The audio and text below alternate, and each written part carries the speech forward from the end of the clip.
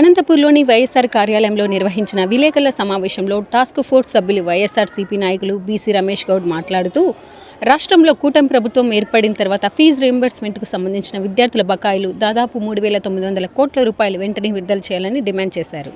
విద్యార్థుల పట్ల నిర్లక్ష్య వైఖరిని ఖండిస్తామన్నారు. ఈ నెల 5వ తేదీన రాష్ట్ర వ్యాప్తంగా జిల్లాల వారీగా నిరసన కార్యక్రమాలు చేపడతామని తెలిపారు. ఈ కార్యక్రమంలో ఏఎస్బీ జిల్లా ప్రధాన కార్యదర్శి పృథ్వీ, పిఎస్యు నరేంద్ర, గిరిజన విద్యార్థి సమాఖ్య మల్లికార్జున నాయక్, లక్ష్మీపతి, ఏఐఎస్బీ జిల్లా అధ్యక్షులు జగదీష్, ఎస్వీఎస్ఎఫ్ హర్ష, చక్రి, వైఎస్ఆర్ కాంగ్రెస్ పార్టీ విద్యార్థి విభాగం చంద్ర, కైలాస్ తదితరులు పాల్గొన్నారు. విద్యార్థులకు సంబంధించినటువంటి ఫీజు రియంబర్స్మెంట్ బకాయిలు ఏదైతే ఉన్నాయో దాదాపు 3,900 కోట్ల రూపాయలని కూటమి ప్రభుత్వం వెంటనే విడుదల చేయాలని, అదేవిధంగా విద్యార్థుల పట్ల కూటమి ప్రభుత్వం వహిస్తున్నటువంటి నిర్లక్ష్య వైఖరిని ఖండిస్తూ ఈ నెల 5వ తారీఖున రాష్ట్ర వ్యాప్తంగా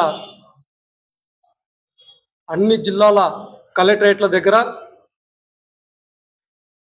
జగన్మోహన్ రెడ్డి గారి నాయకత్వంలో నిరసన కార్యక్రమాలు చేపట్టడం జరుగుతూ ఉంది. మరి ఈ సందర్భంగా అనంతపురం జిల్లాలో జిల్లా అధ్యక్షులు అనంత వెంకటరామరెడ్డి గారి ఆధ్వర్యంలో స్థానిక జిల్లా పరిషత్ కార్యాలయం నుంచి ర్యాలీగా వెళ్ళి నిరసన చేపట్టి కలెక్టర్ గారిని కలవడం జరుగుతుంది. వినతి పత్రాన్ని కూడా సమర్పించడం జరుగుతుంది 5వ తారీఖున. మరి ఈ కార్యక్రమానికి విద్యార్థి లోకానికి అండగా నిలబడటానికి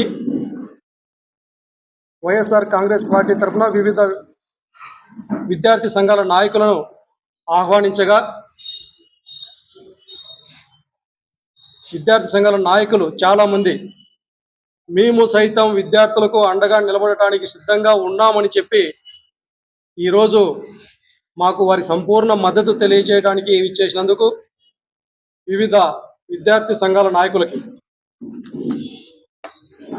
ఏఐఎస్బి జిల్లా ప్రధాన కార్యదర్శి తమ్ముడు పృథ్వీకి, అదేవిధంగా పిఎస్యు రాష్ట్ర అధ్యక్షులు నరేంద్రకి, గిరిజన విద్యార్థి సమాఖ్య మల్లికార్జున నాయక్కి, అదేవిధంగా లక్ష్మీపతికి, ఏఐఎస్బి జిల్లా అధ్యక్షులు జగదీష్కి, అదేవిధంగా ఎస్వీఎస్ఎఫ్ సంబంధించినటువంటి కమిటీ వారికి హర్షకి, చక్రికి, మరి వైఎస్ఆర్ కాంగ్రెస్ పార్టీ విద్యార్థి విభాగమైనటువంటి చంద్రకి, కైలాస్కి, ఇక్కడికి విచ్చేసినటువంటి చాలామంది ఆర్గనైజేషన్స్ వాళ్ళకందరికీ పేరు పేరున వైఎస్ఆర్ కాంగ్రెస్ పార్టీ తరఫున ధన్యవాదాలు తెలియజేస్తూ ఒకరికొకరం కలిసి ప్రభుత్వం పైన ఒత్తిడి తెచ్చి విద్యార్థి లోకానికి అందరికీ అండగా ఉందామనేసి ఈ సందర్భంగా తెలియజేస్తా ఉన్నారు. ముఖ్యంగా మన పూర్వీకులు కావచ్చు, మన పెద్దలు కావచ్చు, ఒక మాట చెప్పేవాళ్ళు, నేటి విద్యార్థులే రేపటి మన భవిష్యత్తు అని. వాస్తవంగా అది చాలా మనం చూస్తూ ఉన్నాం, నిరూపితమైంది. ఈ సమాజంలో ప్రతినిత్యం ప్రతిరోజు చదువుకున్నటువంటి వ్యక్తుల యొక్క విలువ ఏ విధంగా ఉంది, ఈ సమాజంలో చదువు లేనటువంటి వాళ్ళ యొక్క పరిస్థితులు ఏ విధంగా ఉన్నాయనేసి స్వయంగా మన కళ్ళ ముందర మనం చూస్తూ ఉన్నాం. మరి ఇటువంటి పరిస్థితుల్లో దాదాపు విద్యార్థులు 1వ తరగతి నుంచి ఇంటర్మీడియట్ వరకు 11-12 సంవత్సరాలు వాళ్ళ జీవితంలో ఎంతో కష్టపడి సంవత్సరాల తరబడి నిద్రలేని రాత్రులు గడిపి ఇంటర్మీడియట్ కంప్లీట్ చేసుకున్న తర్వాత పై చదువులకు ఎప్పుడెప్పుడా ఉన్నత శిఖరాలకి చేరుకోవాలి, ఎంబీబీఎస్లు చేయాలి, ఇంజనీర్లు కావాలి, బీటెక్లు చదవాలి, పెద్ద పెద్ద డిగ్రీలు చదవాలి, ఎప్పుడెప్పుడు మా తల్లిదండ్రుల యొక్క కళ్ళల్లో ఆనందం చూడాలి, ఈ సమాజానికి ఏ విధంగా ఉపయోగపడాలని ఉవ్విలురుతూ ఉంటారు ఇంటర్మీడియట్ అయిపోయినటువంటి పిల్లలు. కాకపోతే వారికి ఉన్నటువంటి ఆర్థిక సమస్యల పట్ల వారి కుటుంబ పరిస్థితుల పట్ల వేలాది మంది విద్యార్థులు పై చదువులు చదవలేక చదువులు భారమై ఆర్థిక ఇబ్బందులతో వారి జీవితాలతో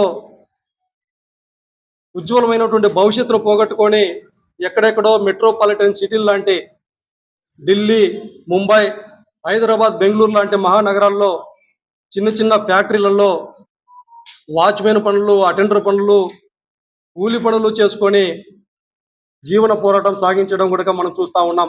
అడ్డు రాకూడదు, అసమానతలు లేనటువంటి సమాజం నిర్మించాలి అనేటటువంటి ఒక దృఢ సంకల్పంతో ఆ రోజు ఫీజు రీఎంబర్స్మెంట్ పథకాన్ని ప్రవేశపెట్టి పేదలను హక్కున చేర్చుకొని మీరు చదవండి, మీ వెనకాల ఈ పథకం శాశ్వతంగా ఉంటుంది అనేసి నిరూపించి ఈ రోజుల్లో ఎక్కడెక్కడో పెద్ద పెద్ద ఇంజనీర్లు, డాక్టర్లు ప్రతి చోట సాఫ్ట్వేర్ ఇంజనీర్లుగా ఉన్నారు అంటే దానికి కారణం ఫీజు రీఎంబర్స్మెంట్ పథకం. మరి ఆ తర్వాత జగన్మోహన్ రెడ్డి గారు మరొక అడుగు ముందుకు వేసి విద్యా విప్లవాన్ని సృష్టించినటువంటి ఈ విద్యారంగంలో ఒక సృష్టికర్త. ఎందుకు ఈ పదం వాడుతున్నానంటే విద్య వల్లనే సమాజంలో ఉన్నటువంటి అనాగరికతను రూపుమాపుతాం, పేదవాడి అభివృద్ధి విద్య ద్వారానే సాధ్యం అవుతుందని నమ్మినటువంటి వ్యక్తి జగన్మోహన్ రెడ్డి గారు. అందుకే ఆయన యొక్క 5 సంవత్సరాల పీరియడ్లో విద్యా విప్లవం సృష్టించి ఎక్కడా లేనటువంటి విధంగా 5 సంవత్సరాల కాలంలో ఫీజు రీఎంబర్స్మెంట్కి సంబంధించినటువంటి ప్రతి త్రైమాసికంలో కూడా నిధులను విడుదల చేస్తూ మరొక పక్కన